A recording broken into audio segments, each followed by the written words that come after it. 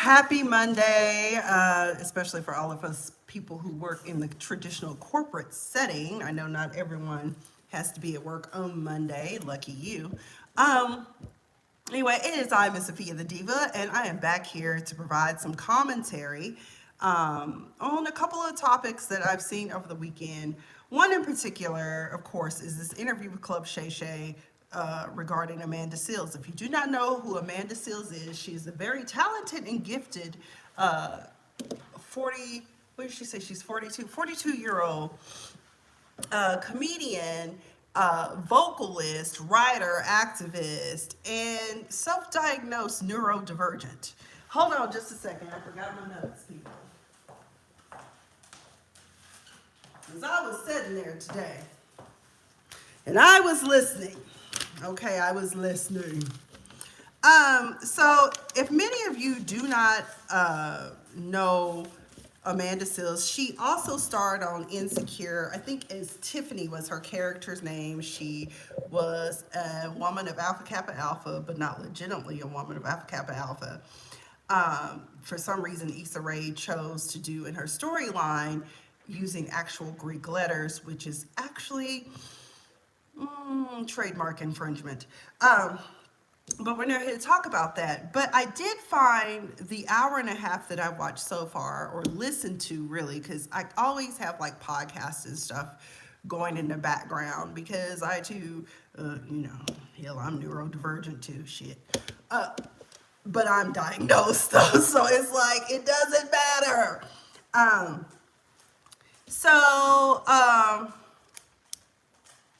she sat down on Club ShayShay to talk to Shannon Sharp, who attempted to have a battle of the wits with her, but it just, baby, don't even try it with her, because no matter what anyone says, this is what I've gleaned from the conversation. No matter what anyone says to Amanda Seales, everyone else is wrong, the whole world is against her, and she is always right. But she did make some good points about people who are, in fact, neurodivergent. Now, there can be no doubt that she is not. Autistic, possibly. But I did see ADHD. I did see, she said she recently learned that she was diagnosed as autistic, which then had everyone going, oh, this explains so much.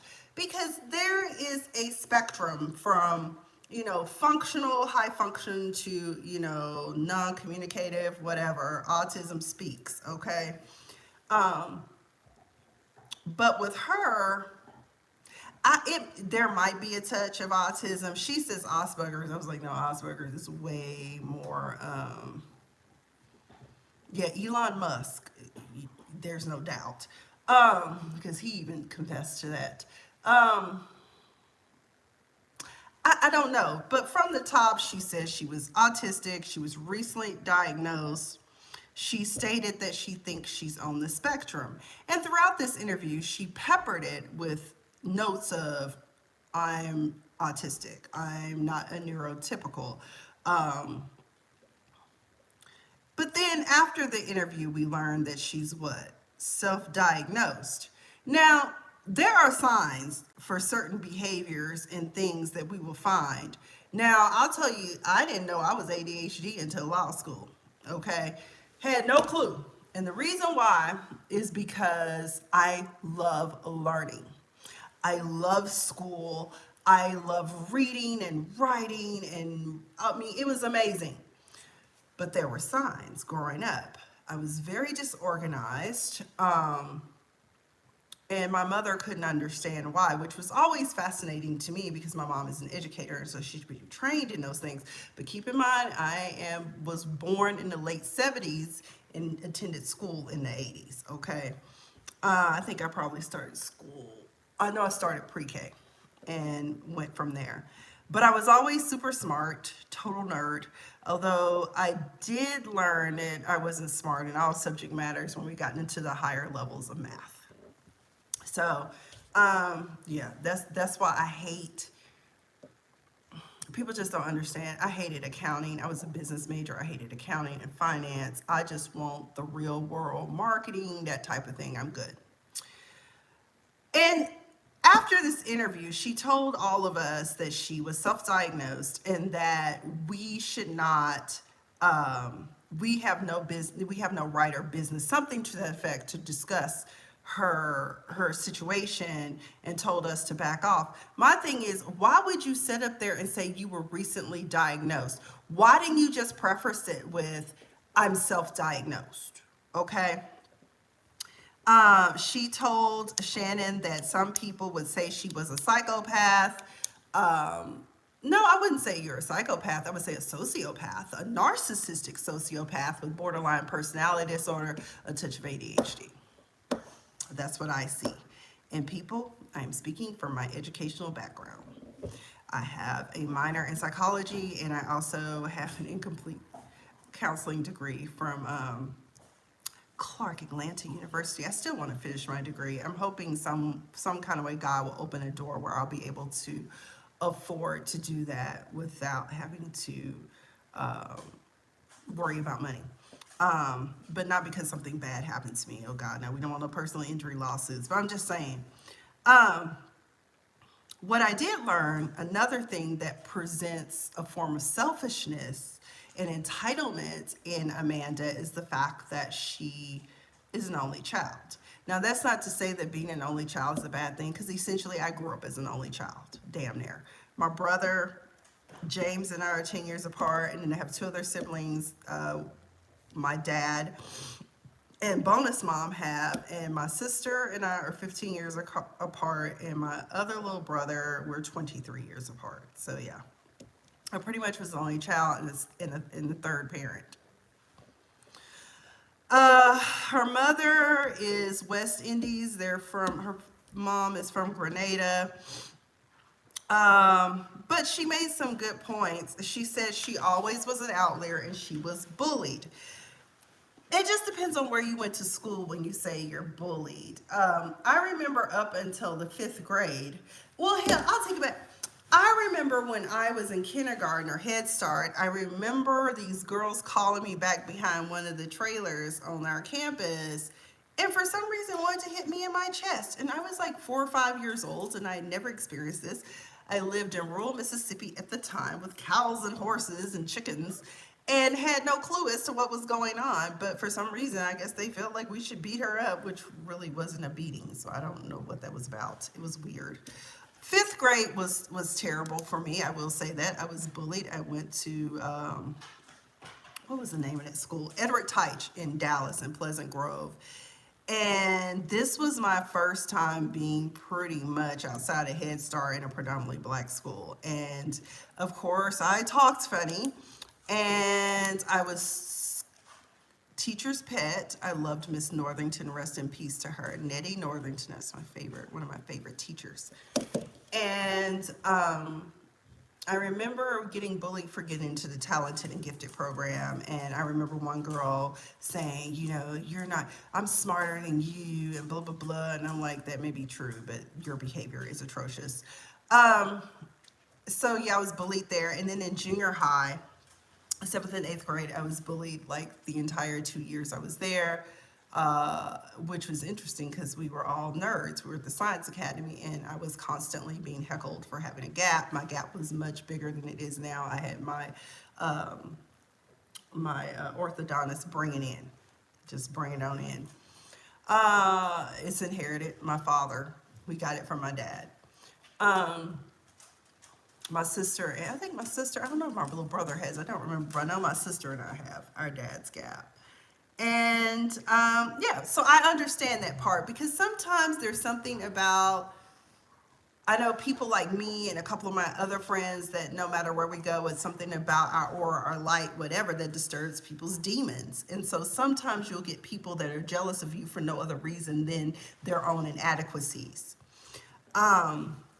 So I get being bullied, and she says, she did say something that is very much true. She said, as a black woman, we're always put in this state of appeasement. How do we not disrupt the space? And sometimes just your face being in the place will disrupt the space. I can tell you that firsthand. It has happened time and time again in some of my, throughout my life, throughout my career. And it is very unfortunate that people can't set aside their own insecurities and inadequacies and not just accept people for who and what they are, right? Um, she said she is a linear, literal speaker. Now she is blunt, basically. Um, she, Shannon asked her, "You do know you can be brilliant without being autistic, right?" And Shannon, she got mad at Shannon because she was talking about a white teacher who was talking about Aborigines who, of course, are out of Australia. And, she was correcting the teacher, and the teacher had an issue with that. And Shannon basically was saying, you do know that as a child, you were supposed to stay in a child's place. He said, at least that's the school of thought I was raised in, and I was too. Those of us who were raised in the traditional sense in a Black American, African American home, we were raised in a time when children were to be seen and not heard. Okay? And apparently, Amanda's mother didn't teach her that aspect because she wanted her child to flourish and be who she wanted to be as creative and as loud and have a voice in this world, which is good, but there should be some caps on it. Was she right to correct the teacher? Hell, probably so. But that doesn't mean the teacher was racist, which was what Shannon's point was about that. It could just mean that she felt like you were being disrespectful and a smart aleck, and she very well could have had her feelings hurt because, oh my God, this child is smart and she is showing me up and I'm the teacher. I don't know, we weren't there, so we can't really speak on it, but we can only deduce based upon Amanda Seale's behavior that it probably was her being smart, and she probably had been doing it throughout the classroom, and the teacher simply had had enough. She says she is a scholar of race. She does have a degree or a master in African American studies. Okay. He did try to tell her that, based upon my own experiences, I'm just trying to tell you the lens in which I see things, and two things can be true at the same time.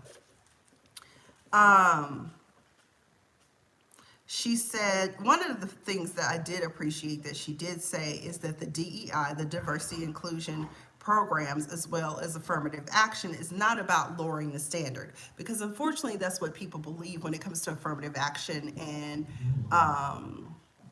diversity programs, is that you're lowering the standard. No, there are fully qualified students, fully qualified work candidates, but sometimes some people can't get past their own prejudices and biases to hire qualified candidates. It's not about color or race, it's about ability. But what it does is, as she stated, is that it's about expanding opportunities.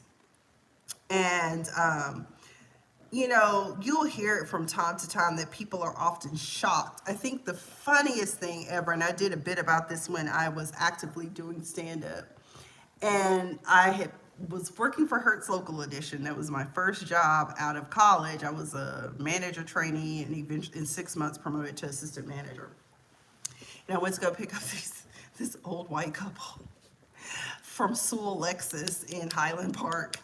And I was talking, and the old white man said something about, oh, you speak so well. And I was like, what the fuck? Here we go. And so I said, why, of course I do. I was raised by a preacher and a teacher. I attended Longmatic High School, and then I went on, recently graduated from the University of Tulsa. Tulsa? That's a good school. Why, yes, it is, honey. And then in my bit, I say, they're letting women in now too. Or something to that effect. I'll have to revisit that. I should bring that back whenever I return to the stage.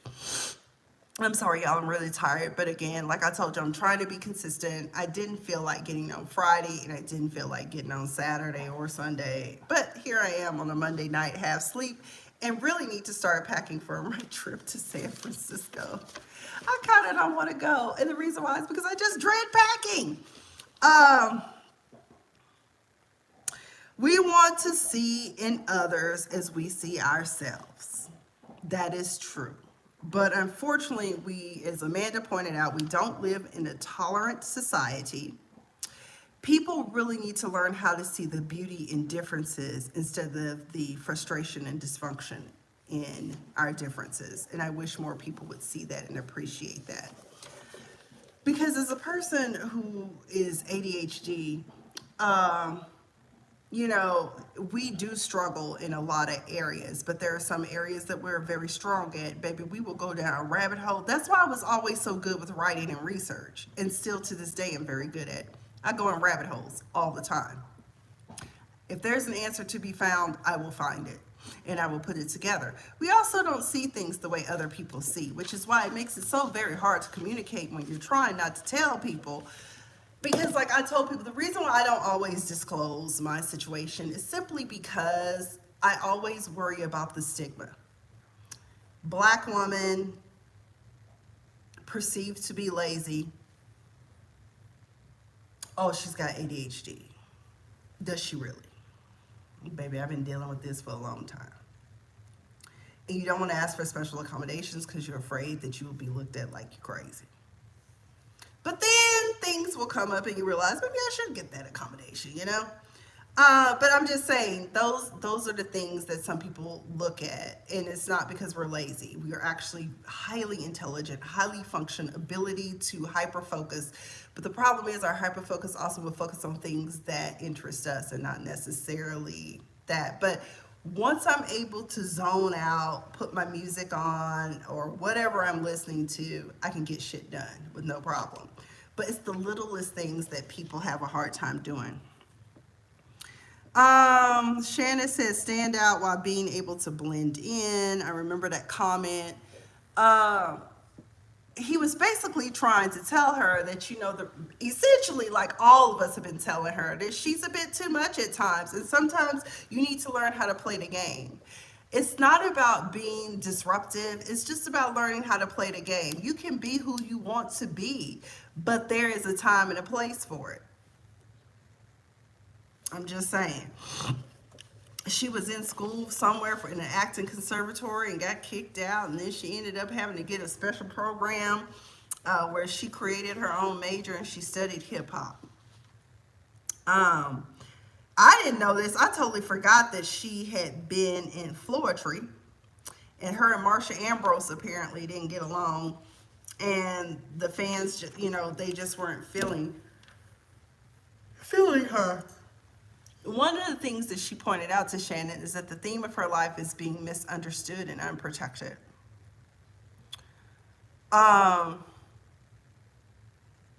Misunderstood, maybe you are. Are you unprotected? Maybe. I don't know. But those are her life's themes.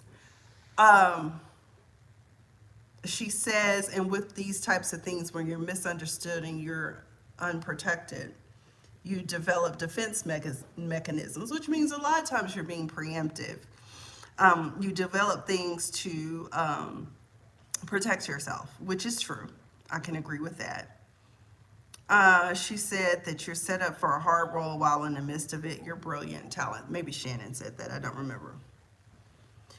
When she tried to leave Floetry and give up on this tour before Marsha Ambrose launched her solo career, you know, the drummer who she didn't get along with, and notice she don't get along with hardly anybody, you know, told her, if you leave, they win. I remember somebody told me that about one job in particular. I was like, they won the battle a long time ago. I just let them win the battle so I can win the war, and the war, which is my life, which is all about winning and getting to the next level where I want to be.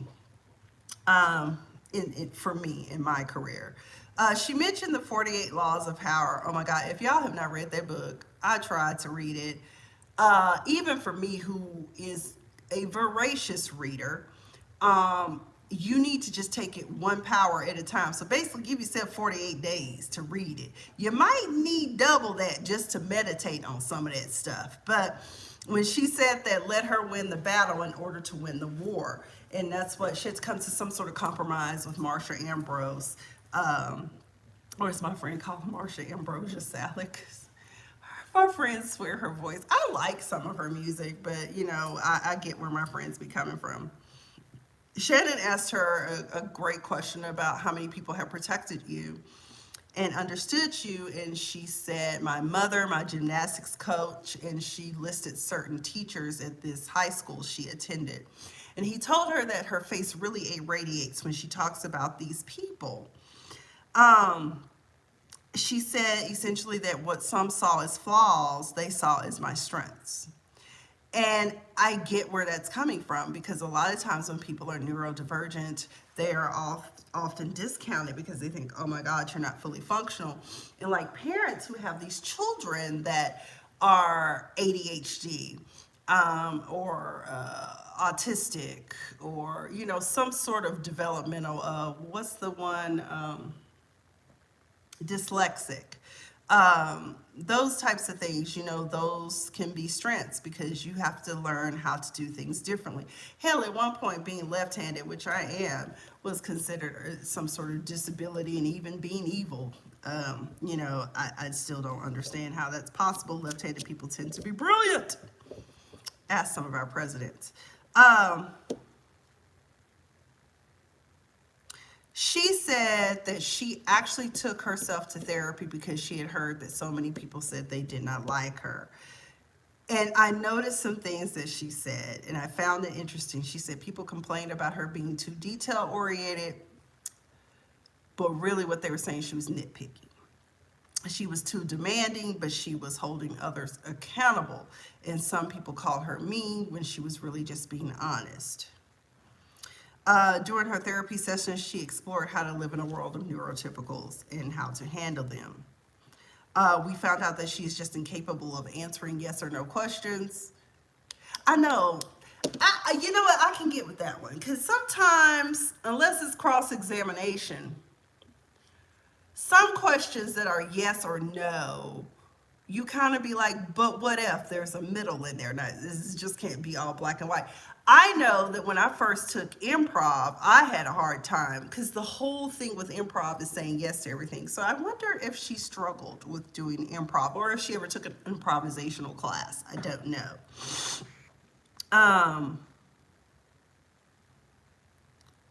But what got me is Shannon talking to her about her and her psychic signing. She said that some professor that was into being a psychic had grabbed her hand and told her she needed to go get her master. And he said, "You believe in psychics?" Oh Lord. I said, oh Lord too. She said, no, I believe in a lot of things. And then she goes into the spiel about if you believe in God that is a higher power, then how come he can't basically speak through these people? And then Shannon was like, so you're talking about like mediums? And I get it, but unfortunately with psychics and witches and all of that stuff, it's a dark arts to it. That's how it's perceived, that's how we know it. As far as I know, I think Erykah Badu pretty much has come out and said she's a witch. Her grandma was a witch. I don't know. Maybe root workers is more like it. I don't know. But I don't think that, from my perspective, and this is her perspective, and maybe this is what she knows, because I think, well, hell, I'm probably guilty of it too, but not when it comes to psychics. But I just feel like, that, yeah, I see where Shannon coming from. I just felt like it was bending and reaching. Like it was her creation of her own justification for why she believes or acts the way she does. She says she sees herself as a blessing and gift because you never have to guess who she is and what she means. And I can get that. I can get with that too, because say what you mean what you say. But overall, I see a woman who not only has been misunderstood, but I see Amanda Seales as someone who misunderstands herself. She doesn't fully understand in this world that sometimes you don't have to shrink. You just have to kind of blend in and play the long game. I mean, I want to walk into work sometimes and declare, certain things are unfair out loud to everyone, but I can't do that now, can I? A long time ago, one of my therapists told me, she said she figured out why I chose law, because I'm all about truth, justice, and fairness. And I am. I think that when I see disparity, I have an issue with that. I can take ownership for the things that I do, but can others take ownership? Because one of the things I hate is when people try to play these manipulative mind games they like to play, where they make it seem like you're the problem when it's really them. But Amanda Seales has a lot of growing to do even at age 42, because you have to recognize and realize that sometimes maybe it is you. And I had a friend a long time ago, and I've stated this before in another video. Sometimes it is you. And it's not because you're doing anything wrong. It's because something about your light disturbs others' demons and their peace and sparks jealousy. And I personally experience that regularly from time to time. It's very disturbing. I remember when I used to do stand-up, one night I went to a place, and one of the other older comedians I was really cool with had to say, yo, this is Afia the Diva. You know, because some women, I can just walk in a room and people will know me and greet me, and people find it problematic. I have had issues with certain work people. You know, I am who I am. My friend said, so are you Popeye? I was like, oh my God, not that he's using this reference. But, you know, there are just things about certain people when you're different and it's reflected in your persona, it can very well affect how people treat you that have their own insecurities. I wish more people were believers and came to understand how what is for you is for you. Whatever will be, will be. You are not entitled to anything that is not meant for you. You are not entitled to anything that is not, it's not the time for you to have it, basically. But with Amanda Seales, essentially, she does not take ownership for her behavior. She does not want to see that she does any wrong in this world. She just wants to be right about everything. And maybe that is because she was a voice, she was always the loudest voice in the room, but often ignored despite her loudness. I don't know. But what I do know is that she is basically perceived as difficult. I haven't gotten to the part where she talked about how Issa Rae didn't protect her. Excuse me. So far, everybody in her life, except for the gymnastics coach and her mom and her a few handful of teachers and professors, pretty much everyone else hates her. And maybe she feels that way because maybe she is ADHD. There is a sensitivity with that. And well, actually, hell, ain't no doubt she is. But I really want her to find a good therapist that can really help her confront herself. And maybe she too should do mirror work. I'm gonna start doing mirror work. My friend Abby sent me a video from Lisa Nichols. I'm gonna start doing that because I really need to get back on my A game. I'm looking at my life right now and I realize, I said, I don't do what I used to do. And I know I'm older, but that still doesn't mean I should slow down, right? If y'all have followed me over the years, I was in and everywhere. I would do comedy shows. I was going to events. I was Miss Hollywood Diva, okay? But in the past few years, after things fell apart in LA and, you know, things fell apart elsewhere and I moved to Atlanta and things really didn't go as planned in Atlanta either. That was a disaster. But yeah, but really this video, I just wanted to hop on here and talk about that. I'm going to do a part 2. But overall, any of my therapists, psychotherapists, psychiatrists out there, counselors, I see it. Narcissistic, sociopath, borderline personality disorder, and probably ADHD. Well, then she's definitely has the hyperactive component. But it's hard when you're neurodivergent, navigating your way in a world dominated by neurotypicals. It ain't easy. And I get that part. Me personally, I'm very vocal and I've always been vocal. But at the same time, I also know when to go silent too. Also, they can be very spirited too. Some neurodivergents can be very spirited, and some people out there would love to kill that spirit. I don't know. Amanda Seals is basically, she really is. I mean, for lack of it's delusion. In this world, she feels as though she truly is right about everything, and you can't be right about everything. And then, I was talking about the religion aspect, God versus, psychics or whatever. I just really can't get with that. Yes, we do submit, I do submit to a higher power, but I'm probably guilty of some things, of blending things. Like I do read Buddhist writings and, pretty much, but any religion you study, the universal principle is basically love and treat everybody right. Love thy neighbor as thyself. I mean, excuse me, that's pretty much it. Um, but there was something else I wanted to talk about too. Oh yeah. Uh, Bereavement. Something about my dad. I can't remember. My family has been sending me family photos and stuff that we've taken over the years of my dad. That my dad took with us because he was a photographer. That was his favorite thing to do. I'm very saddened that he died before I got to get to work with him with this camera I bought, which I still haven't unpackaged. This old school camera. And I wanted to talk to him about it. But that's not what I wanted to talk to you about. God, I guess I'll have to come back tomorrow and talk about it. Or maybe I'll do it from my hotel room in San Francisco.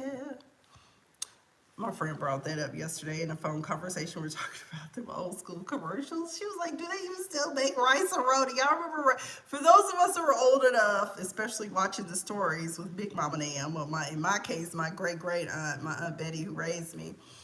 You remember rice, the roni, the San Francisco treat.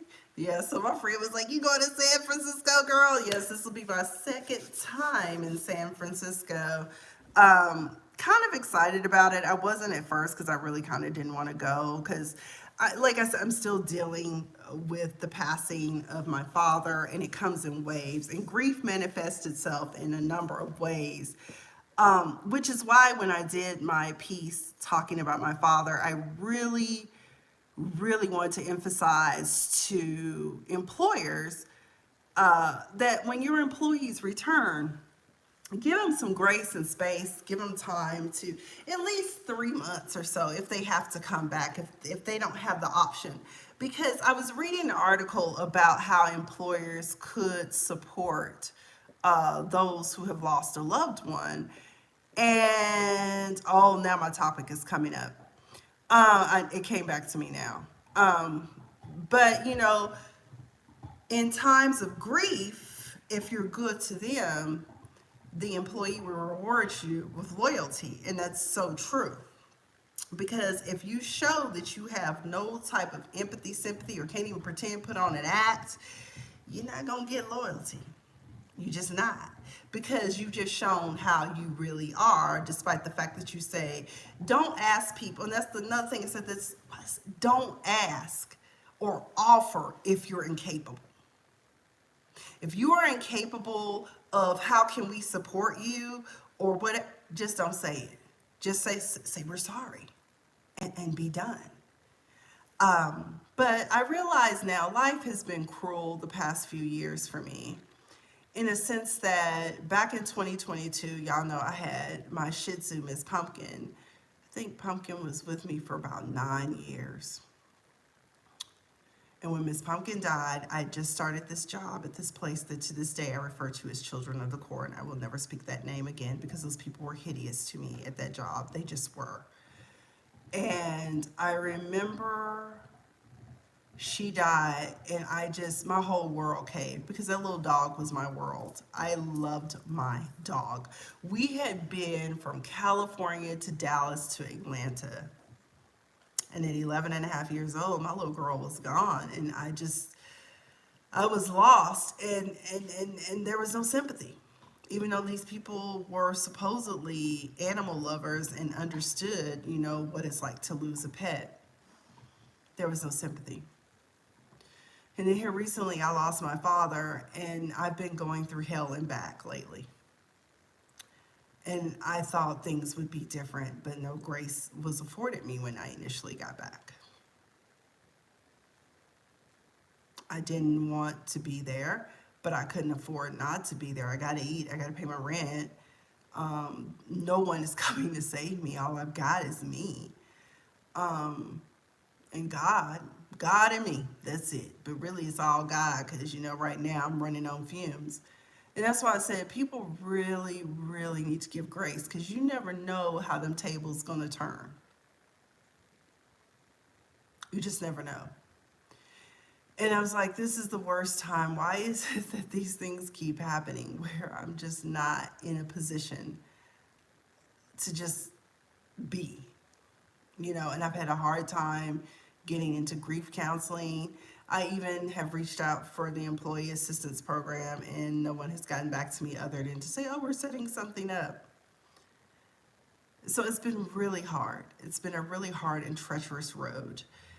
And again, after going through, you're only going to lose a parent, twice in your life if you know both of them? But then in my case, I've had other parents and surrogates who have been there for me that are long gone. My cousin recently posted a picture of one of my favorite aunts. Law school was cruel too. My Aunt Peggy died at the end of my first year of law school, and my Aunt Betty died at the end of my last semester of law school. And that was hard, especially Aunt Betty because she raised me and instilled in me all these values that I have to this day. But in a world where everyone is just going through, give grace and be kind.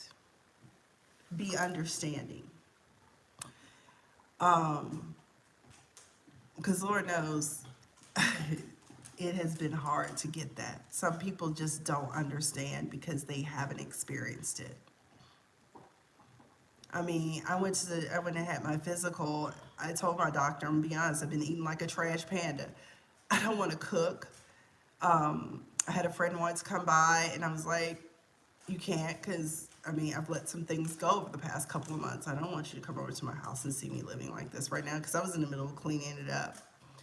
Death is hard, grief is hard, and then when you're not getting the supports that you need or even the semblance of support, like I tell people, every day I would go into the office and I'm broken into a million pieces. And I'm doing everything I can to keep it together. And yeah, maybe there's going to be some missteps. Maybe I will type an email and miss a couple of words because you know why? I'm really not all together here. Maybe I shouldn't be doing that.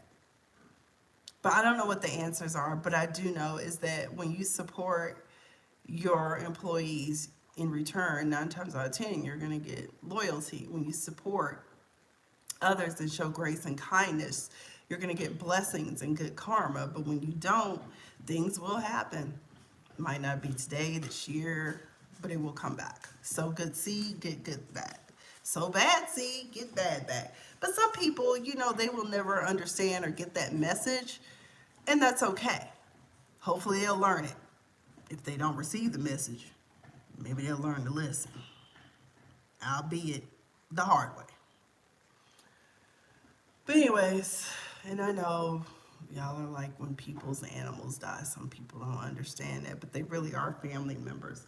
Like I look at my girls sometimes, and I hate to say it, I get sad because they are our most loyal companions. And Lady Ava Marie, here she comes. That's who tipping down the hallway, Jesus. My Cane Corso, honey, my baby. My wish list dog that I found down to the kennel. Come here, baby. Come here. Come here. Here she is. Look, Ava. Come here, Willow. Come here. You gonna come up? Come on. Let the people see you. She's so pretty. Her coat is so pretty. They need a bath. I was supposed to give him a bath this weekend, so I ain't had no motivation to give him a bath. The good thing about it, they really don't need to go to the groomers. But I haven't found someone yet here. Come on, up. That's my girl. That's my sweet girl. Hey, Mama. Oh, I love her. She's my 2-year-old Connie. She'll be 3 in June. So I'll be 3 in June, everybody. I just love her. This is the first dog I went and got a month after Miss Pumpkin had passed. That was a hard thing, but we got through it, didn't we, Mama? But anyways, y'all, let me get off of here. That's pretty much all I have. I didn't mean to talk this long, but you know I am a talker. But, you know, I'm just going to pray for our sister because I really want her to win. I want everyone to win. Oh, okay, well, wait a minute. Wait. We're about to go. And so anyways, from Lady Ava Marie and Wilhelmina Misdemeanor, and they mama, Miss Sophia the Diva, we say good night to you and be blessed. And yeah, let's all win. Let's be kind.